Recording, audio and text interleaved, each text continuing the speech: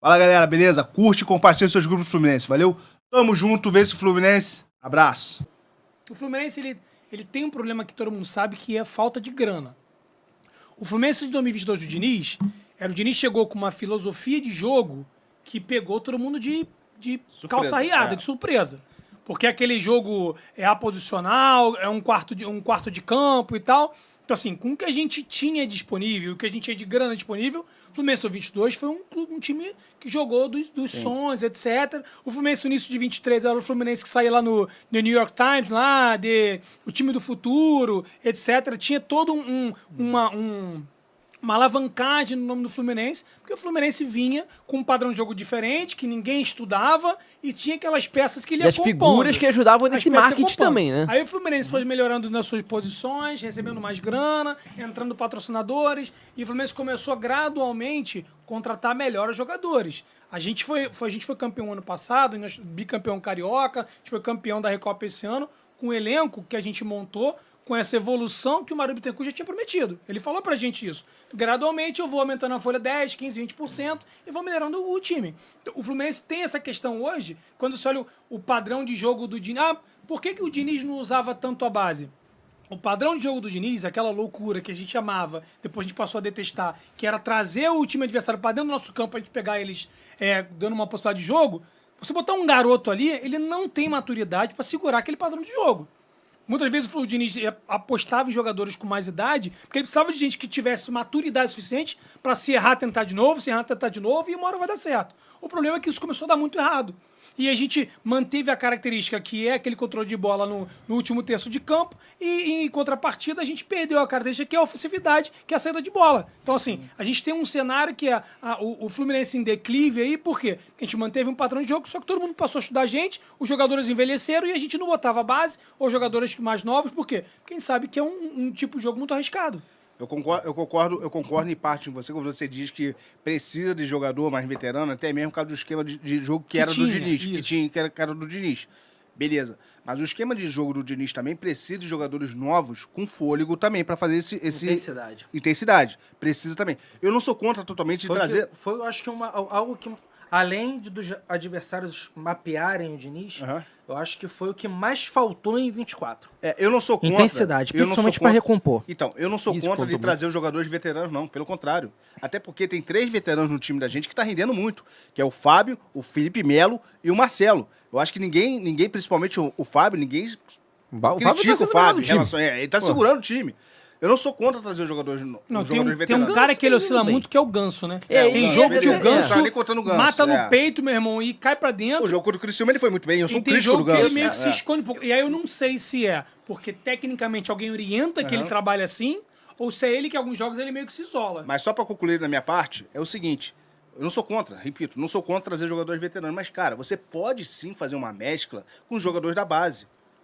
Isso que sempre foi a minha crítica. O equilíbrio tem que ter, cara. O Fluminense pode ir sim no mercado sul-americano, trazer 1 ou 2 jogadores em destaque no seu país para juntar, para fazer coro com os jogadores da base e os jogadores veteranos. Você pode fazer uma mescla. Não é nem tanto ao céu, nem tanto à terra. A mescla é possível. O problema é você apostar só num tipo de jogador e escantear os outros.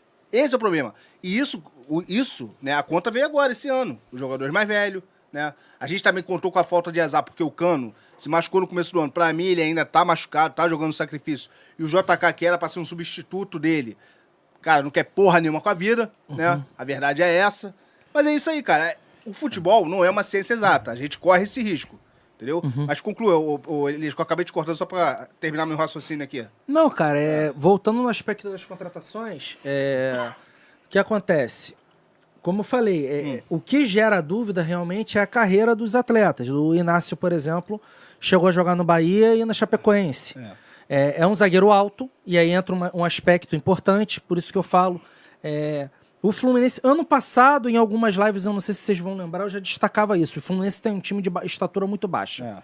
O Mano Menezes, ele gosta muito dessa bola alta. E não tem jogador para cabecear na área porque o time não tem estatura. E todos esses jogadores, inclusive, se eu não me engano, o Serna, um dos gols do Serna é cruzamento na área. Não sei se ele chega a fazer de cabeça. Mas é um jogador com uma estatura também ok. O Inácio, ele é um zagueiro alto e, de certa forma, veloz. e veloz. Ou seja, talvez seja... O Fluminense esteja mirando o Inácio para jogar ao lado do Thiago e, né, ter essa recomposição mais rápida, sem contar a questão da estatura, que a gente precisa melhorar a estatura do time. Isso passa pelos três, tá? O mais baixo dos três é o Serna. O Serna beira 1,80 m, se eu não me engano. Posso estar equivocado se alguém puder me corrigir, mas o Serna beira 1,80 m. O Facundo, que para mim, das três contratações, é a que mais me empolga. Volante de seleção sub-20, né, uruguaia. É um jogador que já vem sendo observado pelo scout do clube há algum tempo. Tem certa facilidade para sair jogando, tá? Não é aquele camisa 5 burucutu, não. Claro que não vai ser habilidoso igual o André. Volante habilidoso igual o André é impossível, né? Mas é um jogador alto para...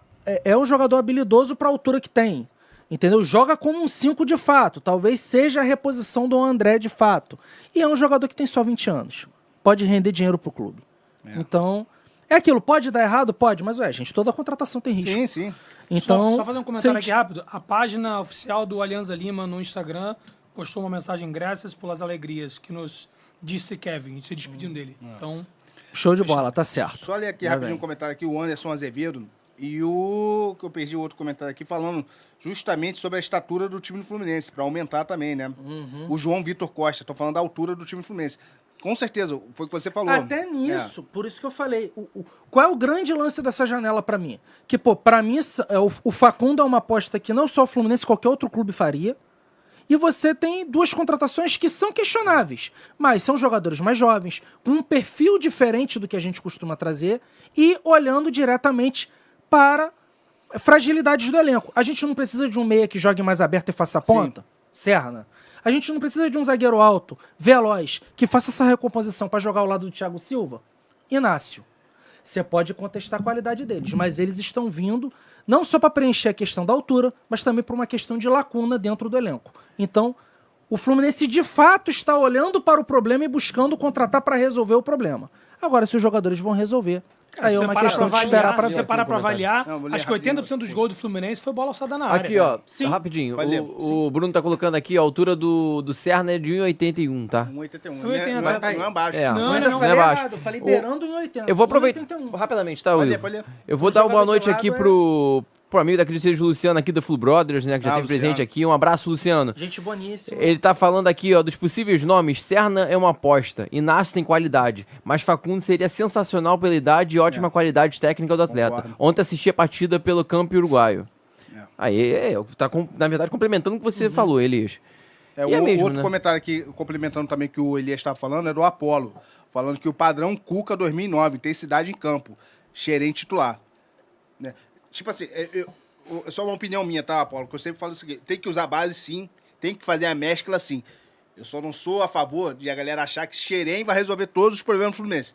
Nem todo jogador da base que está em Xerém vai resolver os problemas do Fluminense. Eu acho que é a mescla, né? Eu sou a favor disso, uma mescla. E a gente sim não quer isso o problema. Não, só fazer um comentário. A gente está falando de especulação aqui. Vai trazer 3, 4 jogadores e aí tem que usar a base. O Fluminense está na pior fase dele dos últimos anos. Só que a gente não pode esquecer que o Fluminense ainda está em 3 competições. Isso pode virar. O Fluminense está jogando o Campeonato Brasileiro. Está em uma posição muito ruim, tá? Mas se você pegar os 4 clubes acima dele, a diferença é mínima. 2 jogos a gente sobe. Isso a gente respira. Eu vou usar o termo deu sorte, eu não gosto dessa palavra. Mas deu sorte. A gente vai pegar o Grêmio numa 8ª de final da Libertadores, que é um clube que está tão mal das pernas quanto a gente. O problema é que o Grêmio foi, infelizmente, pela fatalidade que houve no Sul.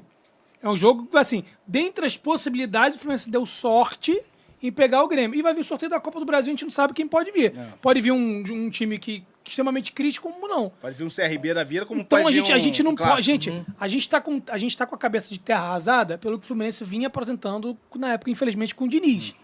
Os jogos na mão do Mano, o Fluminense vem apresentando uma gradual melhora.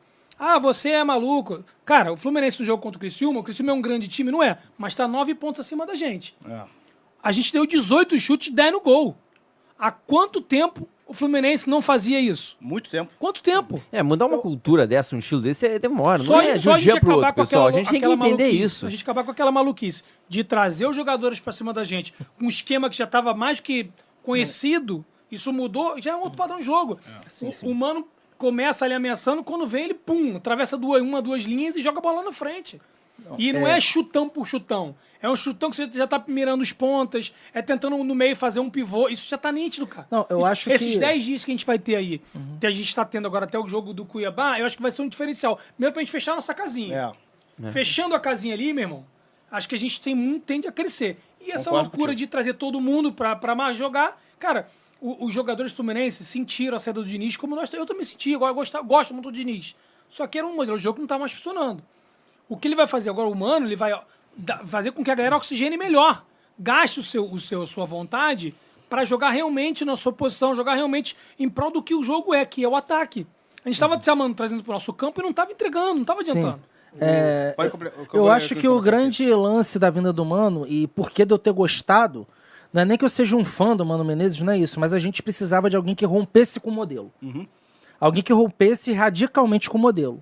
O Mano Menezes era o melhor nome para isso. Fala galera, saudações tricolores, gostaram do vídeo? Espetacular, né? Só feito por tricolores, de tricolor para tricolor. Então aproveita, se inscrevam aqui no canal, deixa o seu like aí, compartilhem. Vem pra cá, resenha, tricolor, Fluminense, sempre, em primeiro lugar.